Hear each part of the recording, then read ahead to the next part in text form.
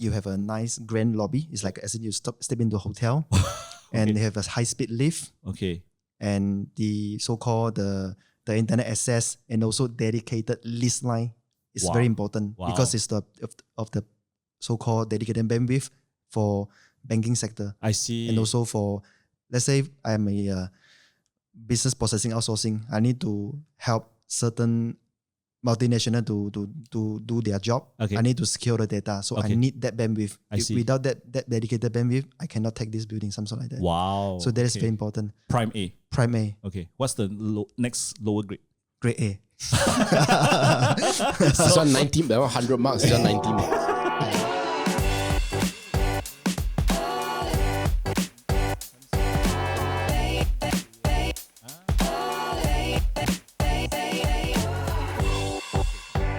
Before we begin the podcast, have you gotten your free ebook?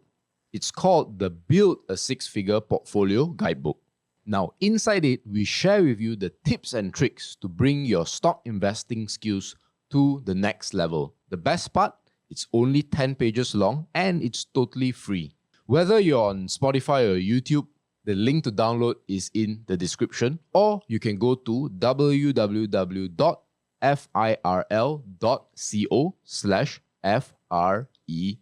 or www.firl.co/free.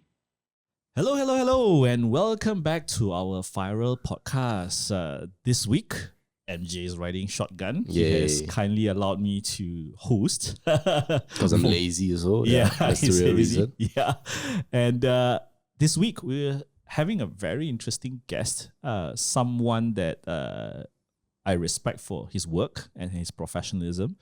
It was by chance that we got to meet, and in this podcast, we're going to discuss about commercial real estate. So the guest that we have this week is Danny. His name is Danny, and we will be talking about how someone would approach commercial real estate. What are the parameters? What are the items or methodology you would onboard a client? And how is it related to investing? Actually, there's a lot of similarities. And I hope to tease out, MJ and I hope to tease out a lot of these similarities along this conversation. And guys, you might be wondering, like, how does this link, right, to stocks? And all I would say is that commercial properties, especially among property or even stock investors, right now, they're not having a lot of favor. They don't really like the space currently because of COVID, because of work from home and things like that. Now, what that means is that a lot of investors will do what we call throw the baby out of the bathwater. Meaning just because an entire industry is bad doesn't mean it means that everything related to the industry is bad. Yeah. But that, as usual, is not the case when it comes to investing. There are always parts of a struggling industry that can actually do well. And so the information you're going to get today will help you distinguish what, if you're investing in commercial properties or investing in companies that are related to commercial properties, or maybe just the industries right now who really need commercial properties, which is a hint that they are expanding. All of this, there are many ways this podcast is going to help you. And we've got the perfect guest for it. Yeah, trust me, I've seen his notes preparing for this. I wasn't expecting him to over-prepare. Yeah, this is the first guest that prepared notes for us. Yeah. So I'm looking forward to this conversation. So, Danny, welcome to our podcast. Thank you, MJ. Hello. Thank you, John. Yeah. Thank you for having me. Yeah. I'll start off with a very brief introduction and, kindly chime in if I've left something out. So you started off as a tour counselor of all places for corporate clients. Now, not the normal uncle and auntie seeking for a tour in China and then finding the cheap price. No, he was actually a tour counselor for corporate clients on business trips for Carlson Wagonlit.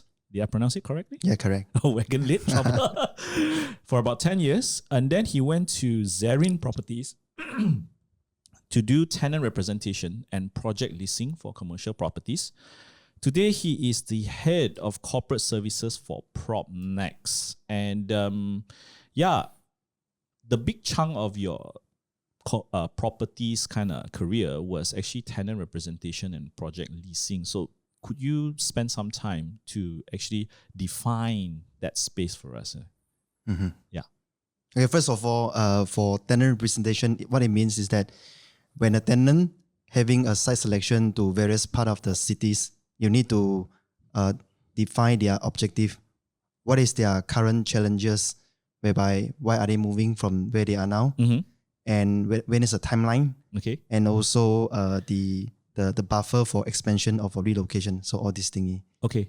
What would be your normal client? So let's take us through the path of a typical client that you have. Let's say MNC A. When they come and see you, right? What would be their journey like actually? So for the typical question, usually we ask, I need about 3,000 square feet. I need to move in by Q3 end of this year, something like that. It's just a timeline and also the size and the price. It's very generic. Okay. So what we can do a little bit different from others is that we will define your objective, whereby why are you moving? Are you moving because of the cost? Okay. Cost effective? Okay. Are you moving because of the ecosystem, whereby your supplier or your client is moving to another part of the city? Okay. Or are you moving out because of the co-location? You need to branch out your satellite services. So there are multiple reasons. We need to define that. Then we are able to give a advice, so to speak, to them. I see. Can you also define, in a way, challenges for a client to be able? Have you met clients that find it a struggle to give you those kind of data actually? That's where we need to visit the office. And then we can spot. Sometimes they can't spot it. I can see. spot. So you actually visit if they have an existing office, you actually go and visit the existing office to understand their business requirement, is it? Yes. Is that very common? Very common. Okay. But very common, yeah. But do a lot of real estate agents actually practice that actually? Okay. I'm not sure how others people do it, but for myself, I have been through close to about 500 buildings on my own. Okay. So I walk into the building, I visit their car park, the lobby, okay, their lift, and also common walkway, okay, the toilet, and also the technology of the buildings. Oh, okay. And then if it's like so far different from what they want to do, then how do you advise them actually? Because when you enter a building, you can tell who want to be here. Oh, so okay. For example, an analogy, Menara Maxis, today they are in KLCC. Yeah. If they are relocated to Belakong, okay, the tenant trade mix will be totally different. Even though it's another 50, 60 stories in Belakong, okay, 50 stories buildings in KLCC, it will be totally different tenant mix. I see. Because of the coexist of the ecosystem. I see. And interesting that you brought up this fact about the ecosystem, right? Maybe can you broadly define, and you're mainly focused within the KL region. I know you're moving up and down, which we'll cover later in the industrial part, but in the KL Greater Klang Valley area, right? Could you give us how the landscape looks like?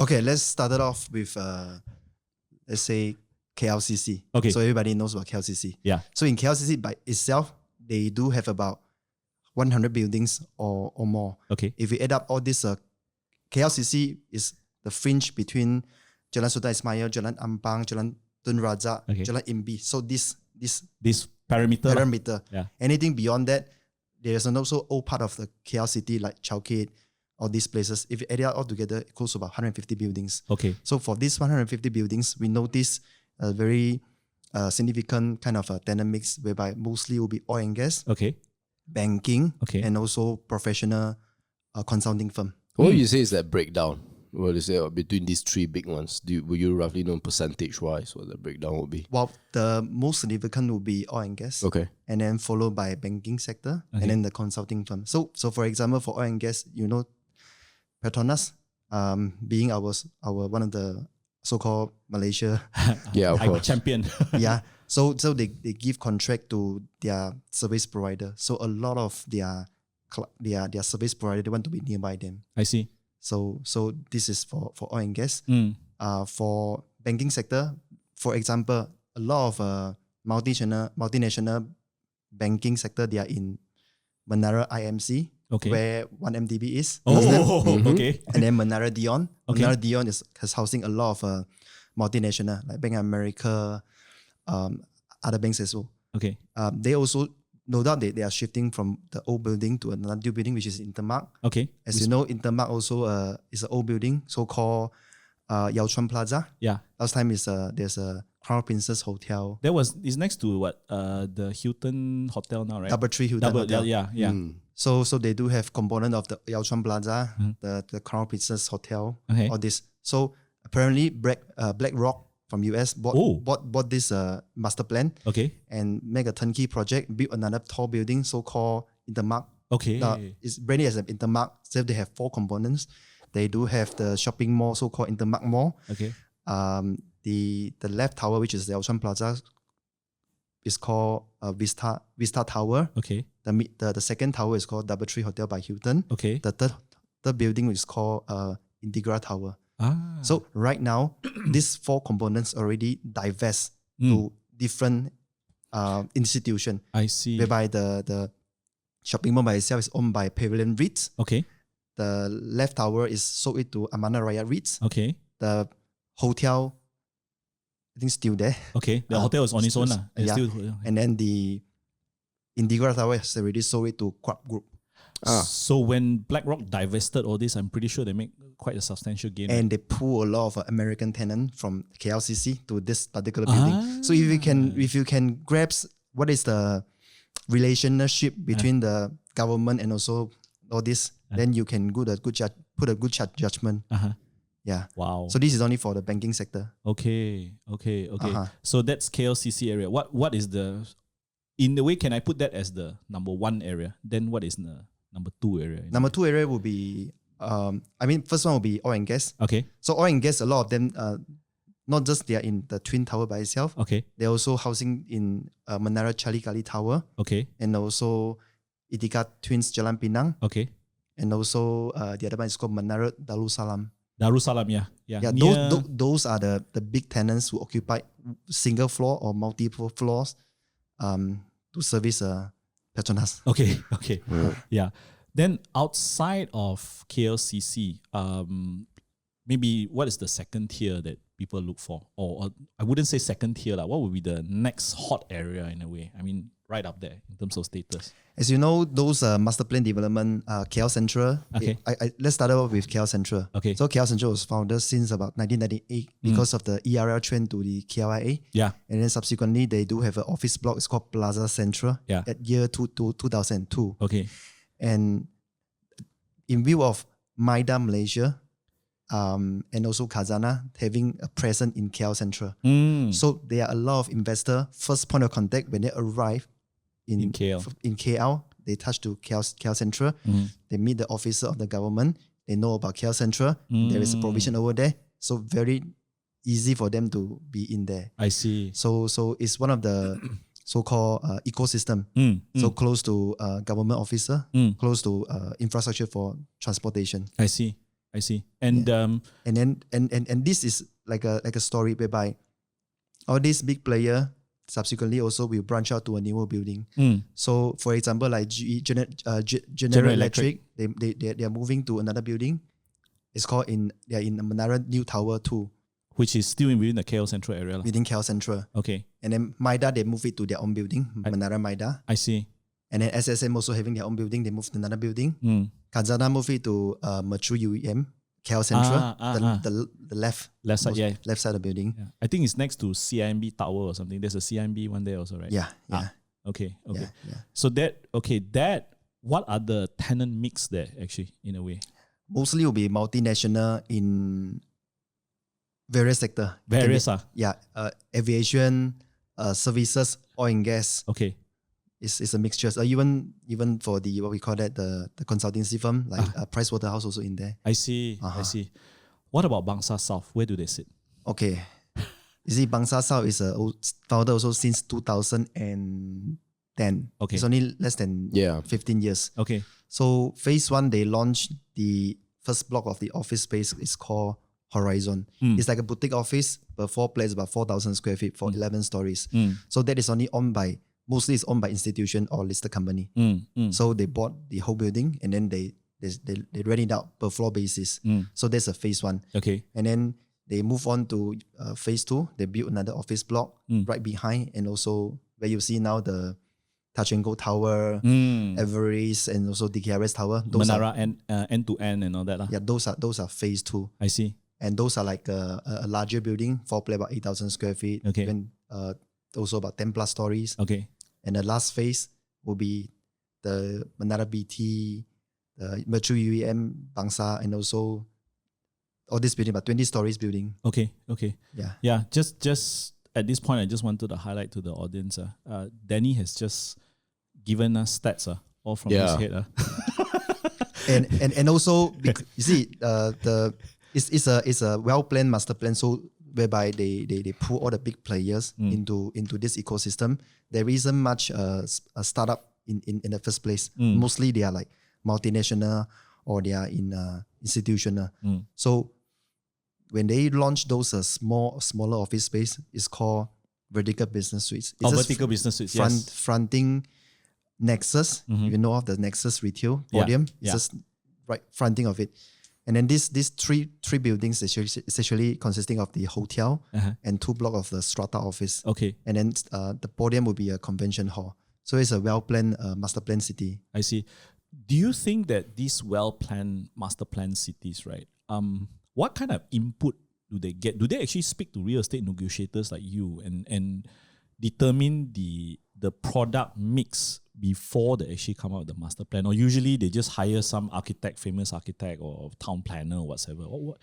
Are you familiar with that? Okay, first thing first, I think this one of the guy who invent this master plan, they are from consulting firm. If I'm not mistaken, he's from McKinsey. Okay. So he pull all the resources from government sector, from the end user and also the building owners. They pull all the ecosystem, put into the master plan. So it's with a government support and also a bit of political play to make it happen. Interesting. Okay. So no, because Bangsar South, when I first moved to KL, was Kampong Kerinci. Okay, I didn't. Yeah. It's really literally if you pass through university stop my LRT, right? Can you imagine Bangsar South today is like, it's like corporate jungle, concrete tower, right? Can you imagine that time was just like low-rise apartments, pantai squatter area. Squatters. Yeah. So I was very amazed at how they built that whole thing, and it just now it makes sense. Okay. So we've covered KLCC, we've covered KL Sentral, Bangsar South. What are the up and coming? So fringes like PJ, Cyberjaya. I mean, take your pick. Which one? And also, how do you tell? Yeah, how do you tell? How do you tell if some area before most of the market, right? How do you tell that area is coming up? Yes.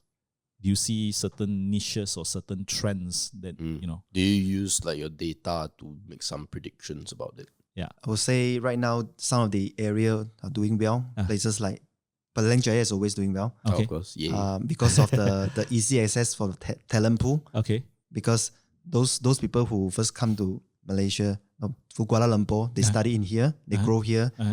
After then they work nearby and then they bought a house. Okay. So that's where they are. So it's a nurture place. And if you were to look at up and coming area, right? What do you first see? Is it transport access? I mean, for commercial, don't talk about residential. Is it transport access? Within the vicinity, are there commercial office spaces that and the talent mix? Is that a criteria you see to help you decide whether it's an up and coming space? Okay, put it this way, there are three subsector for office space user as well. Okay. The first one will be multinational. Okay. And the second one will be small medium enterprise. Okay. And also the startup companies. Okay. So 3 of them, they have different requirement. Okay.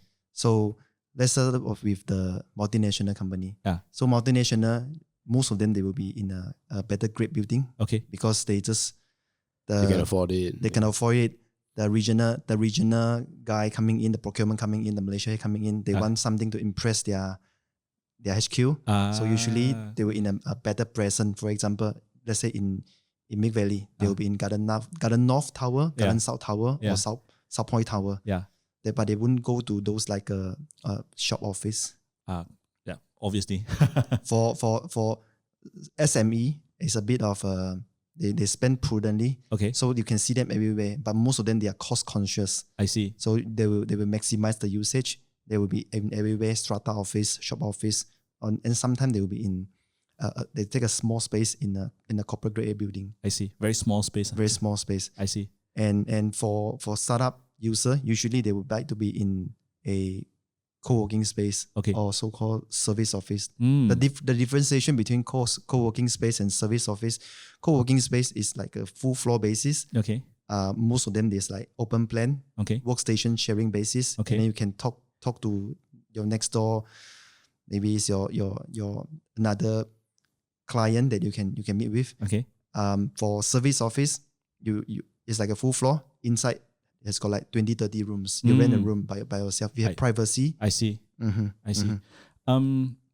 It was I just want to dial a little back, and you mentioned something about grading. So, can you explain the gradings of different buildings, and does it actually help in commanding a certain price and a certain environment or ecosystem for both the building owner as well as the tenant? So it's like if you go to like a AAA grade, is that how they grade it? AAA grade or? Yeah, it's called Prime A. Oh. So in Prime A, it's called Prime A. Yeah, Prime A in most of them they are in KLCC. So Prime A I can think of immediately would be the Mulia Tower, Exchange 106. Okay. That's the 106 tower. Okay. I've been to the top, the jewel part. Okay. It's actually it's you have a nice aesthetic of the outlook. Okay.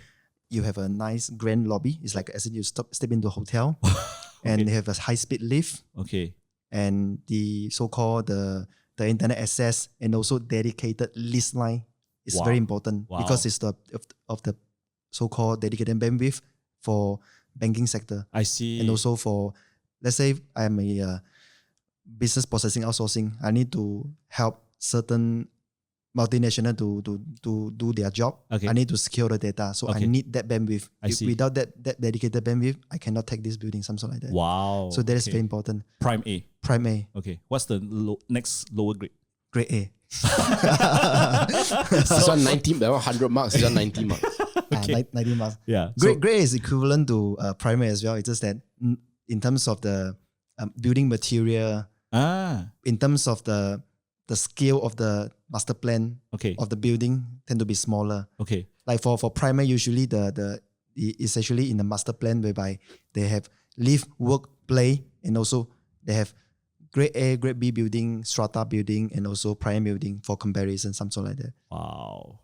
Grade A generally they are equivalent to prime A. It's just that they are smaller scale. I see. So after that, is there a prime B or is just B? B. So since prime A and A is almost the same, just in terms of scale. One, what is the difference? And two, what is the price difference in between like a B to a A? Okay, for prime A, they can command above 10 ringgit per square feet. So for example, you take up like a full floor 20,000 square feet, then you have to pay like 200,000 per month. Okay. For that sort of pricing. Yeah. For grade A, let's say you take up like 10,000 square feet, typically it's about 10,000, 10 to 15,000 square feet. Yeah. You're paying like about 7 to 8. 7 to 8. Okay. In between. So it's about 20-30% variance. Okay. For B? For B, it's half the price from grade A. Wow. Yeah. Can you give me an example? Okay, I'm trying to visualize. Can you give me an example of a B and how bad can it be? I can't really pinpoint which building, but it's like... For example, you drive by some buildings along Jalan Pinang, those older building more than 20 years. That's sort of benchmark you can think of. I see. So you don't get high-speed lift, you don't get a grand lobby, but you are in quite a good locality in a way. But they do refurbishment, yes. I see. Yeah, actually I wanted to go to that, which is refurbishment. So if let's say I'm a B building, is it possible for me to climb up to A or prime A? Is there a way? Upgrade myself. Okay, it's all about building technology and what you can do with it, with your existing building structure. Yeah. So suppose you want to upgrade your lift, but you already have the lift core.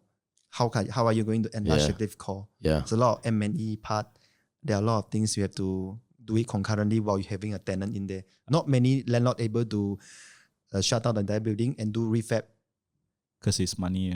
There's money involved. And a lot of buildings like this, it's like a grade B, they can't do upgrading is because they are more into a strata building because you need to go through the building management. You have different voting rights. So not everyone want to spend money on that. Yeah, maybe you describe what is strata. I think for some viewers, they don't even understand what's the difference between a strata or holding on. Yeah. Strata building, as simple as that, is like one floor, you have like 8 units. Each unit is different landlords. For en block building, one building is one single landlord. So they have different command power. They can so usually the single landlord able to command better and higher, and they can do things that the strata not cannot do.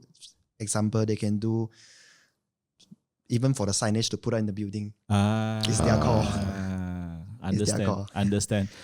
What's the mix like between single owner buildings and strata from your different? If I were to say in KLCC, less than 10% will be strata owner. Only 90% will be single landlord. I see. Oh, yeah. Have you seen any examples at least before where people upgrade their B buildings to A's? B buildings to A. Okay. Prudential, Munara Prudential. Oh, Jalan Sultan Ismail, right? KL30, rebrand it to KL33. Okay. Yeah, so this is one of the examples. Yeah. So that one you can name. Upgrade. That's great. It's low density, nice architecture outlook. Yeah.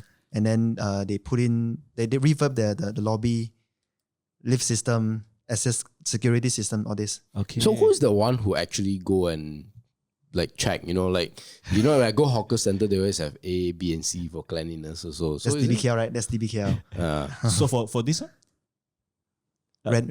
Usually the renter will define that. Oh.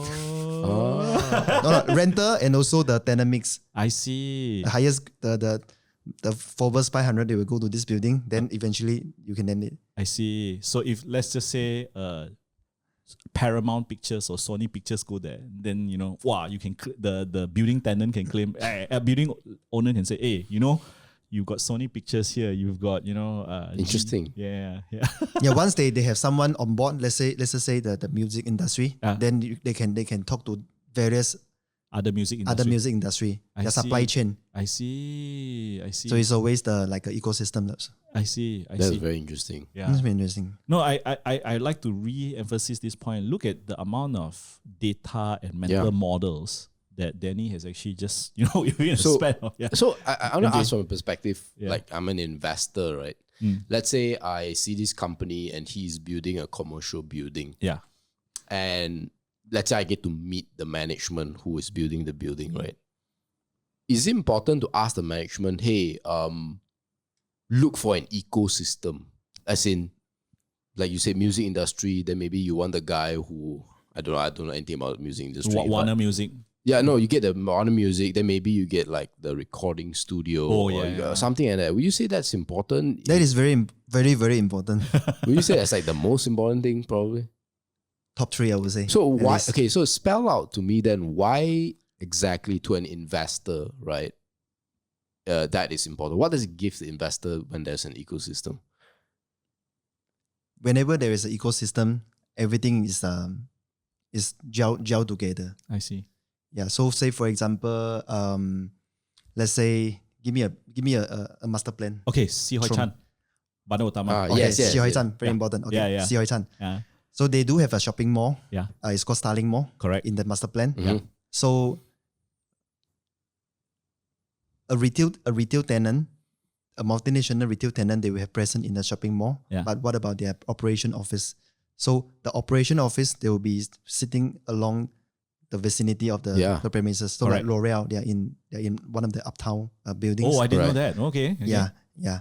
Like for example, for Pavilion Mall. Yeah. Nearby you have Coach. It's just attached to the building. There's another. It's called Pavilion Office Tower. Oh, they are in it. Okay. So Watson. They are in Wisma Chuang. Okay. So they are all nearby. So these are the ecosystem. The backend would like to be near to their subsidiary or their outlets. And the reason why they don't want that, because prime space means more money, more cost. They want to be adjacent, but at the same time pay a lower kind of rental to, because it doesn't need a front facing.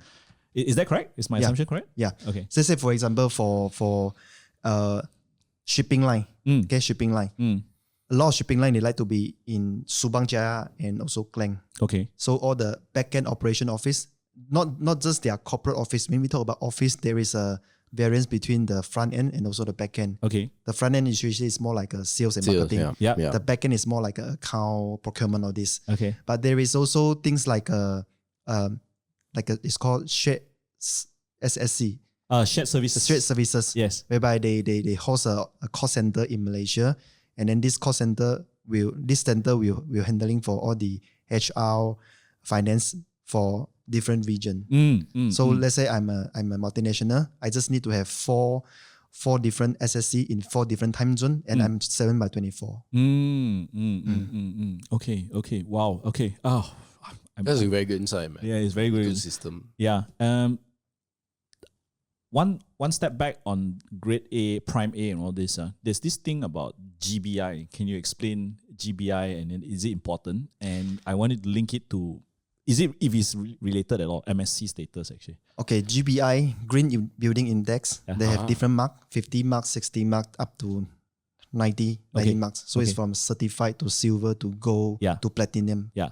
So it rating from how many energy saving they can command. But in terms of the saving in the, let's say for example, you spend 100,000 for the renovation, you comply for the GBI. Okay. How long to take back the ROI? ROI, okay. Some of them they say close to 20 years. Wow. It's not more about not about the cost saving, it's about the corporate responsibility. I see. Because for country like Scandinavia, they emphasize on this. I see. Because if you can save X amount of carbon footprint, you can have X amount of incentive for your tax bracket. So it's different. In Malaysia, our government need to do some policy for the tax incentive, especially. Yes.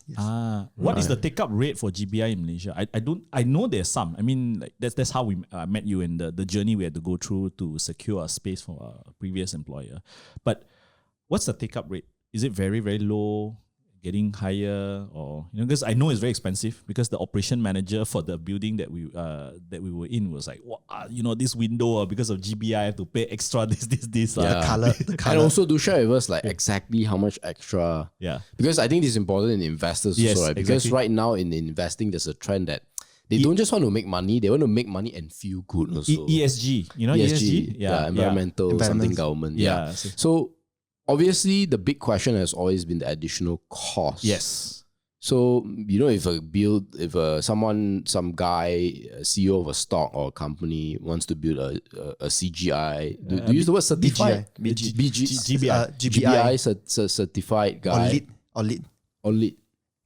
There's another one, one is GBI, Green Building Index. The other one is called LEED, LEED. LEED, okay. So one is US version, the other one is in Scandinavian. Malaysia, Singapore. Okay. So if I were to construct a building, Prime A, non-GBI versus Prime A GBI, how much? What's the difference? Yeah. Ballpark, don't need to be precise. I know you don't build buildings, but based on your insights or experience, roughly. Or depending what sort of rating you want to achieve. But okay, if it's like gold, right? 90 is the max. Right? Yeah, 90. Yeah. Generally, the cost will be more than 10-15% in addition. Wow. Yeah. Okay. 10 to 15%. But will you be able to command a 10 to 15% increase in your rental? No? It depends. This is not Scandinavia, guys. This is not Scandinavia. So it depends. The building that you're sitting on, are they thriving or are they still in consolidating? I see. So there's quite a big uncertainty. If someone, let's just say like Symphony, if they were to build a GBI index building, right?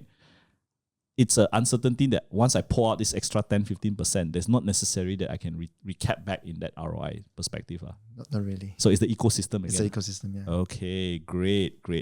Okay, now it's a good segue into the challenges of the industry. Okay, so what do you see in between? Is there a gap or a mismatch in between what the clients want and what the supplier is actually offering, especially in the Malaysian context? Is there a big gap, or is there any gap at all? See, I would say right now, everyone seeking for concession, looking consolidation, for cheaper price. So they will come to a point whereby a lot of tenants, they before they do their renewal, they will talk to the landlord, try not to increase and also decrease their rental. Okay. And then while concurrent, they will look for outside nearby building to bring a better offer and then for negotiation. Shopping. If in the event the current landlord unable to fulfill the requirement, and the other landlord likelihood can be will met their requirement, and then they'll move on. So it's a negotiation part always. I see. So those building like a higher building like Grade B building, it's always facing a lot of challenges with the Grade A building. I see. So the Grade A building owner can pull the tenant easily by offering the same rate just to come on board to my building. Lock them in first, Lock them in first. Okay. But let's just say if I'm a SME, somehow or rather, in the past, I used to have a good year and I'm in a Grade A building, not a prime, but Grade A building. And then now a Grade B building comes up. Will it be a difference of half of what the Grade A building, or you see a reduction more of Grade A building coming to match that of Grade B building? Actually? It's more about demographic. It's not about the building grade. I see. Yeah. So generally the occupancy rate for fringe area like PJ, KL Central, Damansara, all these places still doing relatively well. So Fringe is doing better. Fringe is doing better, and the rental rate is even higher. Sometimes even higher than KLCC.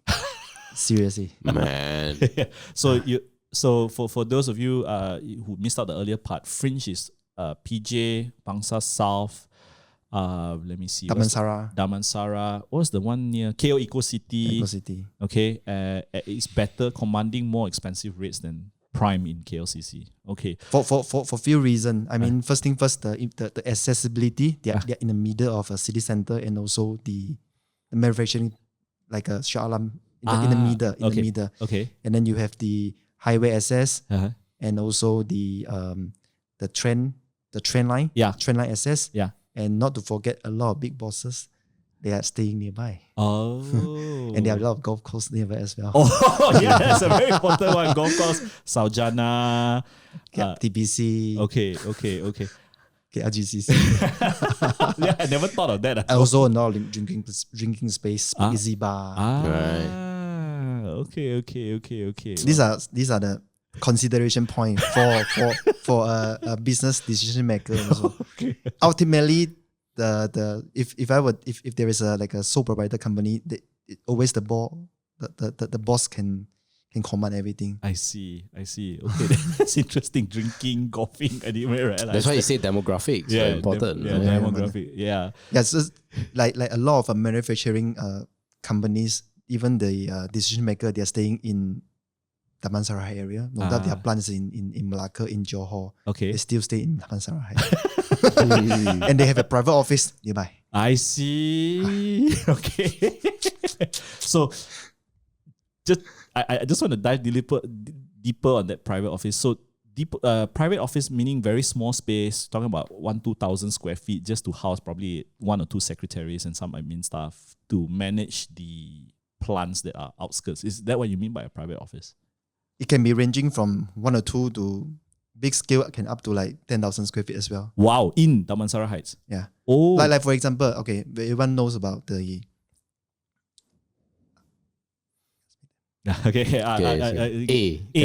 A. Cannot even say A. Yeah, like A. Like let's say for A company, they have a plant in various part of the Selangor area. Okay. For rubber manufacturing. Okay. So their office block also located in the upcoming Damansara new office block area. So they bought an en bloc. Okay. So they will have their housing, all their stuff in it. I see. Okay. Great. Moving on. COVID-19. Oh, work it's a big one. Home shift. How has it impacted commercial properties? Yeah. The word on the street is that, now people doing office, why do you need commercial properties? Why do you need commercial? So what do you say to that? Yeah. I mean, people is a social animals anyway. Yeah. So we all love to meet our senior, our peers. Yeah. We like to see each other. Yeah.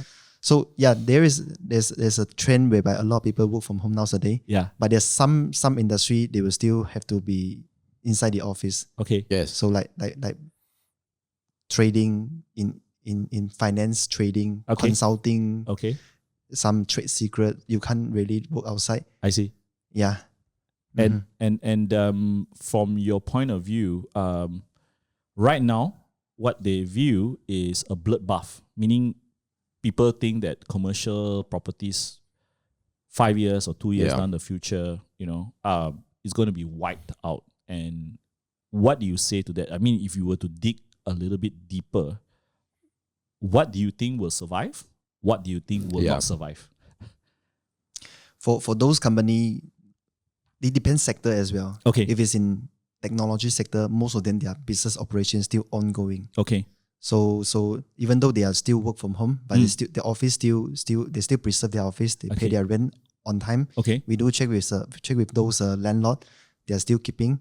Okay. And not many occupancy drop out. Oh, really? Now. Okay. Not many. Okay. But and these are multinationals, I guess. Multinational and listed company is okay. Okay. But for the SME and also the so to speak, the startup company, okay, they get hit.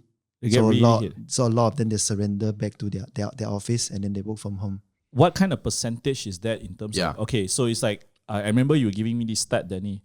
Total lettable area for commercial properties, offices in here was a certain number. Mm-hmm. From that number and those that get hit, like the SMEs and the startup, what the breakdown? Yeah, what's the rough breakdown? How many percentage is like SME? How many is MNC? How many is what's the last one? I can't remember. MNC startups. Startups, yeah. Actually, right now, in terms of the overall occupancy rate in Klang Valley, right now it's about 130 million square feet in total. For commercial. For commercial. Commercial means office? Mainly office. Okay. Mainly office. For vacancy rate right now is somewhere around 30% as of now. So there is a drop of about 10%. So usually occupancy rate was about 60, is it? 80 and above. 80 above. Now it's 70. 70. Oh, that's not too much. That's not too bad. And out of that 100%, when you say 70 occupancy rate, this 70, out of that, how many is SME? How many is MNC? Do you have that data? Do you have? Don't. Okay. But from your gauge, right, would it be safe to say that half of those SMEs or startups are actually moving towards this work from home shift? Would that be a fair assumption, or would that be totally off? There will be a mixtures. Okay. They would surrender part of the office space and they will shift to a smaller space just to keep it lean and mean. I see. So it's not to say everything move to work from home lah. I get. Okay. Now, do you think this trend will persist? Yes or no, depending sector. Okay. Okay, so what are the sectors? Yeah. What are the sectors? Because I think it's important for us investors, stock investors, because there are quite a few listed companies in Malaysia with commercial properties. Yeah. Right? Like we're talking about Mega First with Sentral, right? Yeah, Sentral, and they own PJ8. Yeah, PJ8. Correct. Right? So these are some of the questions we want to know, where we don't know which one will survive. Because then right now, with prices being low, right? These are good opportunities for investors. Right. Survive for the landlord point of view or survive of the tenant point of view? Landlord point of view. Yeah, because let's just say they own, like, for example, Mega First, they own the whole PJ8 with joint development. First block A. Yeah, block A, right? Block A. So what would someone like development like PJ8 survive this onslaught or not? Because for an investor, when we look at the balance sheet of a company, right? Yeah. It's valuable when there's cash flow. Mm-hmm. But when there is a liability on it, you're paying interest, and then this work from home trend and everything is not bringing back tenants and this related required cash flow, then whether they will have to do a fire sale on this. And it's also related to the tenant, because depending on what industry the tenants are in, right? You're saying, then because what we really want to know is what are the industries you're seeing right now, right? That still can hang on to their being tenants. Yeah. Mm-hmm. And that will obviously benefit the owners of the property as well. Yeah. As long as those involved in technology, they are still ongoing. So technology companies, logistic, e-commerce. So those people are still doing good. Oh, okay. Even like warehousing, the people who do warehousing, because they need people to manage the warehouse sometimes, right? Yeah. What industry so far from your this current year? What industry have you seen that is pulling back? What's the industry that's getting hit the most? Let me think of that. Yeah. You say, Danny, sorry, I cannot pay already. Yes, first question, he cannot answer immediately. I have to pull data. Yeah, don't worry. I mean, if you don't, let us know later. Should we move on to the next one? Next Okay, question? sure. Okay. First question. Yeah. Danny is too well. Okay. Next is about what are the trends that you are seeing today in this, besides this work from home shift, and how do you guys pivot your business? I'm pretty sure, like for Propnex, you were doing a lot of office, commercial, whatever, right? And share with us some of the methodologies or what's hot right now that you're focusing the company's resources on actually. Right now, we are focusing more into the backend office tenants. Oh, okay. So for those people who involved into business processing outsourcing, Okay. and also the shared services one, Okay. these are still in demand. Okay, so you're seeing that demand, and then is it from local based companies or MNCs that want to house their shared services in KL? Mostly will be MNC. Why Relocate to Malaysia. From like, where? Like for example, recently we have been talking to another European company, whereby they need to relocate to close down their shared services center in European, Okay. to relocate to Malaysia. And the benefit to be in Malaysia is because of, first thing will be it's cost effective, Okay. and also language advantage, Okay. and also the friendliness of the everything, the government. Oh, okay. Yeah. Oh, MJ, sure, because MJ and I, we get a lot of this. Malaysia is bad. Governance is bad. That is when the first time they want to bring in FDI. after when they got already. Okay, great. So shared services. What else? What other industry? And maybe can you help us guide through what before the podcast started, you were sharing with us that you actually look at where the smart money or the hot money is going. So how do you actually determine, or what are the data sets that you use to help you determine that actually? Okay, for the industry who are doing well right now, of course, is all the E&E sector, Okay. electronic goods, all this, Right. and also the building material Building materials. building material sector. So Okay. you're talking about like what, cement, copper? Cement. Is what are Yeah. you talking about? Okay. Yeah. Cement, copper, tin, steel, aluminium, all this. Okay. Right. All these people, they are still expanding. Okay.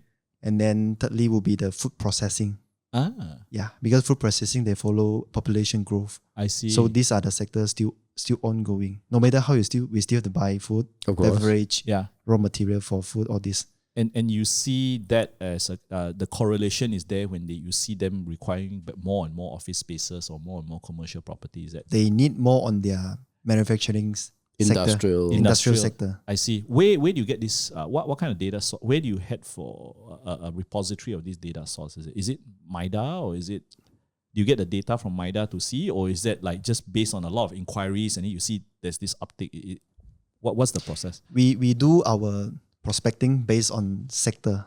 So we talk to, at first we started off with logistics sector. Okay. So we talk to most of the logistics sector, from multinational to unicorn to local based company. I see. So for this logistics sector, right now those people are still expanding. The multinational one is expanding. The unicorn player still expanding. The local one is quite in a stress mood. I see. In terms of the intense competition. So guys like Trimo, GDEX, all that is like it's Trimo is good because Trimo, they have a plant in Pulau Indah. So that is they do different manufactured goods product to export overseas. They have their different positioning. I see. They're For different those in parcel delivery, in local company parcel delivery, Uh-huh. they are in competition with the unicorn and also China company. Oh, but China, do they have last mile here actually? They do have. Oh my gosh. Okay. They do have. They're everywhere, man. They are funding. They can put funding into certain unicorn and then own indirectly. Okay. So you guys can connect the dots, guys. You guys know, there's only two lah. So right, and then they proxy lah. That's what you mean, right? Correct. Yeah. So I mean, the next question I have is because you mentioned foreign, right? So do you also deal with okay, you deal with foreign counterparts, but what do you say right now is the mixture between foreign and local when it comes to the industrial space specifically? Is it half? Is it like... It's still half. Oh, interesting. It's still half. Okay. So, okay. All right. Cool. How much data do you guys crunch? Do you crunch? A lot. we glance through at least 30% of the listed company in Malaysia. Wow. We look through their asset list. Wow. So we're kind of like, we know where how is like their corporate real estate planning. For example, if you were the automotive, so where is your production plant? Where is your warehouse? Wow. Where is your back-end office? Where is your retail showroom? So we try to grasp this in this context. Wow. So virtually you have like a, That's the part we always skip. Yeah, that's the part. We skip the office, scroll down. But this one don't skip. For example, banking sector, not just they have this so-called the customer like a shop lot type kind of a banking center. They also have a disaster recovery center. Oh yes. So they will have in different location. Okay. And also their training academy. Training academy. Training academy. Okay. So do you have like a war map where they are? And then they said, oh, okay. Hey, I think you should put intermediary HQ somewhere here or something like that. That's what you guys do, right? That's what we do also. Oh gosh. Because it's the data will tell what to react accordingly. I see. How big's the team to collect the data actually? About 5 of them. Okay. And do you train them from scratch or we train from scratch? Wow. So nice. Yeah. But every day in front of Excel core data and then mining the Google alerts to pick the information that we needed, then we analyze from there. Okay. Can you, Google alerts. Yeah, I wanted to, remember we had this drive, Danny, and you were telling me that sometimes you in a way scrape mudah.com data, and he said that this particular listing has been around for a few times. You actually, when you were doing it on your own freelancing, right, you were like trying to scrape this kind of data to see whether it's something that you want to do, worth doing, or something that is like, why is that listing still not popular? Is that the method that you practice? Did I get it correct last time? It all depends supply and demand. The objective. Okay, so let's just say a guy lists this on Mudah, rental for 3 months, and yet it's not being listed out. Will it pique your interest in terms of Google alerts, or is it like something's fishy? It has not been listed out for 3 months. It's in a hot area or non-hot area. Then you start digging, is it? Is that where you... We usually... It depends also.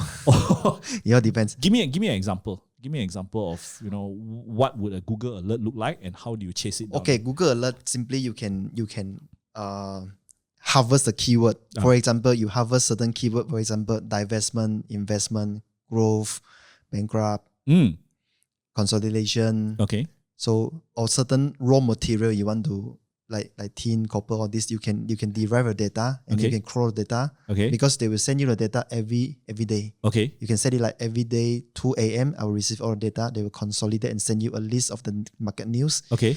And you can crunch from there and you can form your decision making. Wow. Okay. Wow. It's very, very useful. Okay. Do you see a need for like Propnex? Do you build your own software to analyze this data, or you just use the normal office tools like Excel or whatever, Tableau or just the normal tools? Oh, okay. Is it sufficient, or will you sufficient? Okay. Okay. So don't need some fancy Bloom. Because end of the day you need to know the urgency and the practical level only. I see. A lot of things sometimes the data cannot tell, right? Sometimes relationship between a country and the other country, the data cannot tell. I see. Or a government department and the other listed company, you cannot tell that from data. But you know someone sitting on the board can make an influence. Some sort like that. So to understand the relationship mapping is also equally important than the data set. I see. So the 5 guys that you are training to, that you help train to key in all this data, will they be able to understand this relational data? They are slowly picking up. They need to read the Malaysia political map, the listed 1,000 companies. Wow, you actually get them to read that, is it? A little bit by bit. Wow. By subsector. I see. By sector. And alphabetical also. Wow, man. Very good, man. That is what most stock investors should be doing. Exactly, man. Absolutely. Yeah. So like, how else do you use Google Alerts? Is that the main way? That's the main way to grab first-hand information. Because data, if you don't use it immediately, it will oscillate along the way. Like I see. 1 week before the news and 1 week after the news, the outcome will be totally different. Wow. Okay. Interesting. Ooh. Okay. Now, you also talked a little bit about, prior to the podcast, you also talked a little bit about the industrial sector, in the sense that while office space may be, in a way, dropped by 10%, and you mentioned earlier about logistics and everything, what other in the industrial sector itself, why do you think there's a pickup? Is there more FDIs that are coming in, or is it local players that are, picking up their business activities? What do you see? And you were like telling me you were like traveling to Lumut, all this kind of or Langkawi, or even up. Harta Lega is opening a plant in Bukit Kayu Hitam, of all places. So is that something you see on the ground, or not just on the news headlines actually? Yeah. We see a lot of movement in terms of the industrial. So let's start off with Selangor. It's Klang Valley. Okay. So Klang Valley by itself, there is a part called Selangor North. Okay. So there's a place called UNW High Value Chain. So this place, Sapura already have their aviation. It's UNW having their aviation manufacturing for Rolls-Royce. Some component, some parts. So they have the plant over there. Okay. And also the UNW will also moving out from where they are in Shah Alam to this part. So all their excavator, build all the machinery, all this thingy, they will move over to the other side. I see. And also there are a lot of co-relationship, because this building that they are occupied in Shah Alam eventually sold it off to Mapletree. So Mapletree is REIT in Singapore. They will build another multi-story warehouse distribution center, larger scale than what they are having now in Mapletree Logistic Hub and Mapletree Logistic Center. I see. In Section 22. I see. So the other side, a lot of because this is a purpose-built industrial park. Okay. So it's more for machinery production. I see.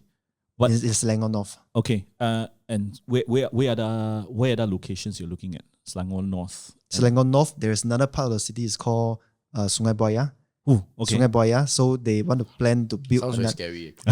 It's Buaya, crocodile. They do build another furniture city. So Selangor Furniture International, Selangor Furniture Association, they want to consolidate all this scattered around supply chain in Sungai Buloh side to move over to this Selangor Furniture City, International City. Wow. So it's going to compete against what? Guys in the Muar zone also, right? Muar has got their dedicated managed furniture city. This is meant for Klang Valley. I see.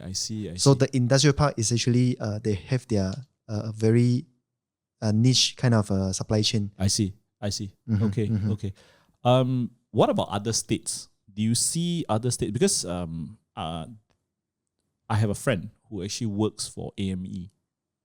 Okay. Yeah, and their specialization, their niche is actually building industrial parks.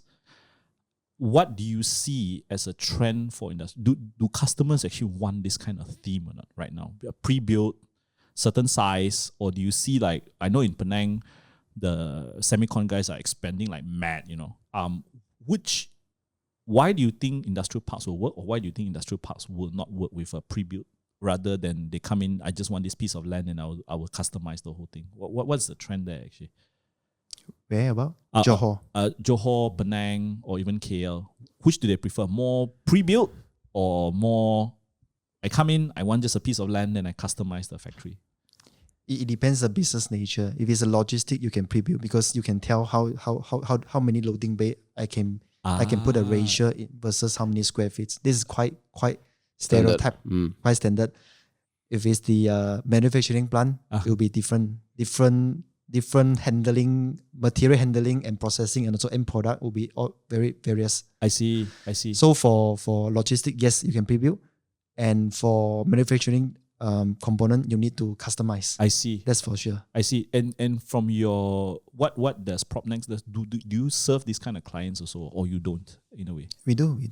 So right now we are serving to another beverage company whereby they need to consolidate two plants. One is near to Klang side. The other one is Klang near to the southern side of the Selangor. Okay. They need to consolidate both the beverage plant into one single location for 30 acres. I see. It's equivalent to Dutch Lady size. Dutch Lady, they are in Banda Estates. Yes. They have about 32 acres land. So they are building their plant now. I see. Do you see the movement outside more, all these manufacturing plants? Do you see a trend moving them outside of? Definitely. Okay. Definitely. So for example, those people, they are in PJ. A lot of them, they relocate to near to the port city. I see. Those people, they are in Balakong side. Okay. They will move to the southern side to Semenge, to Nilai, all these places. Why? Because of the land price. They can capitalize the land price, and then they can move to a bigger plant. I see. They can, so to speak, to divest and also to reinvest. I see. The piece of land you're sitting in PJ for the past 30 years already appreciate that much. You can easily sell for 250 or even 300 per square feet. And you can move to a location in Kappa, 80 ringgit per square feet. So you can buy 3 times of the land. Yeah. Some sort like that. I see. Or you can segmentize it or allocation it. I see. Because I know Dutch Lady is a great example. Dutch Lady, the current land that they're sitting on in PJ is worth a lot of money. Okay, great. I'm going to segue this conversation a little bit to if someone were to embark on a career in what you do, what will you be looking for? First thing first, you got to be very patient. Oh, okay. Because why? what you are doing now is not you can reap immediately. It's like you see, whenever there's organization relocation or moving out, it's like 6 months to even 5 years plan. So from the first time you in touch with them to the point of time you complete the deal, it could be 3-5 years. Wow. So anything within 1 year, it will be considered quite fast because you are not moving 5 to 10%. You're moving 50, 100% or 1,000 workers. So patience is a must. Okay. And then the willingness to learn. Oh, okay. The willingness to learn, not just about the property information. Yeah. You need to well versed how the business runs, the supply chain, the in and out. The challenges they are facing is very important. Whenever there's a challenges, you can offer solution. That's where you make the most. Wow. You know, MC, It's as simple as that. You know, no, but it's so similar to stop investing, you know, understand value chain, understand challenges, understand the business well. Yeah. You know, Same. Yeah, Same. It's the same. Yeah, it's the same. It's the same, yeah. Great. Apart from that, what do you think will be criteria for companies like Propnex or companies who are doing commercial real estate, right? Corporate real estate. Where do you see the trend of them improving and those that will stay stagnant and probably fall off? You know, what's the difference? Okay. Put it this way. Yeah. How do you serve as an individual to an organization? It's a when you are only one person by yourself, how do you serve the organization? Isn't it you need to be like a proper formation whereby you have a leader, a field manager, and also some admin to help to grasp all this paperwork and also tasks. Yeah. So you need to have like easily 3 to 5 person in a group Okay. to service one organization. Okay. I think this is one of the things that a lot of real estate agent need to aware. Okay. You are not serving a single individual. Okay. You are serving an organization. Okay. So you need a proper formation. I see. So if it's like single REN, REN, a real estate negotiator, right? They will not. It was going to be very, very tough for them to. Whenever you attend a meeting, Uh-huh. you will meet the CEO, the procurement, the regional manager, and you need to be well prepared. well prepared. If you have a team, Uh-huh. so each of them each of them do the task, and then you can segregate the workload. Okay. So those guys like single owner, sole prop kind of rent, it's very difficult for them to actually fight in this kind of space. Would that be fair for me to say? Well, put it this way, there are also a lot of so-called corporate real estates, multinational corporate real estate. They already in this trophy kind of sector. Yeah, Because what Jones and Lang and JFW, Knight Frank, CBRE, yeah. Seville's, Rain and Horn. Yeah. So these are the top tier. Top tier. How much of these market share have they taken compared to like smaller guys like? At least half. Oh. And only less than 10 of them. Oh. So the small, in a way, would you consider Propnex big or small or medium? Big, or consider big. Okay. Yeah, we consider big. Big. It's just that we are good in project marketing. We have a lot of people in project marketing. Okay. But in commercial real estate, we are still growing. I see. We're still growing. I see. Because you need a specialized knowledge to enter this sector. So gotta be okay. We need the right candidate Okay. to work with. How many have you in a way, if you sample, let's say 10 people or 20 people, right, and who want to get into this space, usually how many would make the benchmark and how many don't? I would say probably only 30%, 20-30% can make it. Oh, that's quite high already. Yeah, it's not bad. That's not bad. 20-30%. Yeah. Any questions, MJ? No, actually. Do you? No. Yeah, I mean, it's been such an interesting conversation. Maybe we end the podcast with this. What do you think commercial or corporate real estate would look like in 10 years, and why?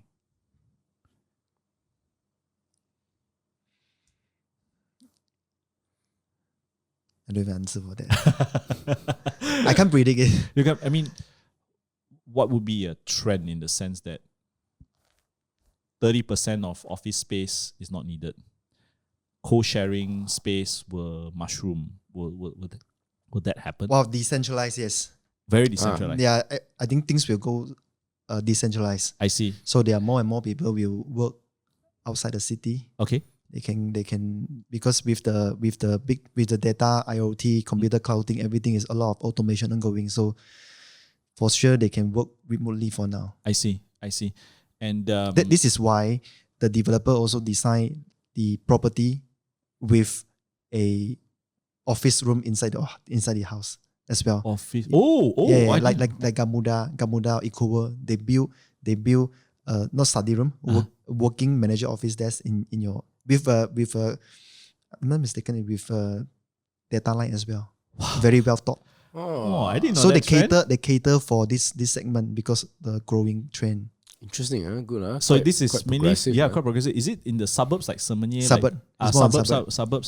Suburb side. Okay. Great. I mean, wow. How can people reach you? Yeah. Where do you play on the social media space actually? You can find me from LinkedIn. Just put in Danny Gan, Propnex talk, then you can find me. Okay. Are you active on, let's say, Facebook or Instagram or you just don't know time, right? You're running around. No time. Only LinkedIn. We talk about business. Yeah. I didn't know you were Gan as well because you were Danny right? Yes. So it's like you speak Mandarin, so it's Yen. Yen. Hey, Yeah. He's also a Gan. So so yeah, I think I have thoroughly enjoyed this. A lot of insights. Yeah, because this is a field that we really don't know about. Yeah. Actually, I do have one last question. Please. Okay, this is the juicy part, right? So you know, guys, all of you are listening now. You know, like what it takes to be. How do I even describe Propnex? What do I call Propnex? I don't know. I have to ask him. Well, what's the correct term to say? What is Propnex? How do you describe Propnex as a company? Is it broking? Is it a real estate agency? Like, how would I describe it? I'll define it as it's more like it's a very caring platform where people coming in as a family. Okay. And then you can talk to your senior, you can talk to a manager, you can talk to higher management, even in Singapore. Because in Singapore we are listed. I see. So you can reach out the director level to have direct conversation. So okay. So it's very open culture. It's open culture, autonomy, open culture, caring, sharing, respectful. Wow. So very proper.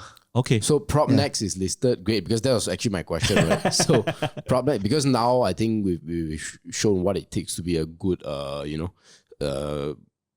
I said, what field will you call that you guys to be in? Corporate real estate. Corporate real estate. Okay. Yeah. Corporate real estate means we help organization from a home office to a corporate HQ. I see. To plan their asset. I see. In terms of investment, divestment, leasing, I see. Advisory, I see. Okay. build to suit, Okay. Build to suit also. and also asset swap if you want. Oh, okay. Yeah. Explain. Yeah. Asset swap. You can swap asset. I see. Suppose you have let's say for example, you do have for example, you are a developer, you have some rentable space you want to divest, but from the point of view as a developer, you need a development land. You can seek for those people who has got some land which they pass down from their family. Yeah. They want to generate income, Okay. but because of the land, you cannot generate income. Understand. So you can swap the asset with the developer. I see. So you got the asset with the income, and the developer got the land for developing. I see. So you can do something like this Interesting. based on our data sets. I see. Interesting. So apart from Propnex being listed, do you know of any other companies that do something similar that is listed as well? Is Knight Frank, all these guys listed? Langs and Jones. CBRE is listed. Okay. CBRE, right? CBRE is listed in the US. Okay. Knight Frank, Savills, not too sure about it. Okay. We'll check. Yeah. Because I know like Colliers, yes. Colliers, yes. Colliers, yes. Yes. Now we know COLLIER, is it? COLLIERS. Colliers. Yeah. So there you have it, guys. If you are interested in investing in this industry, these are some of the names you should start studying. Yeah.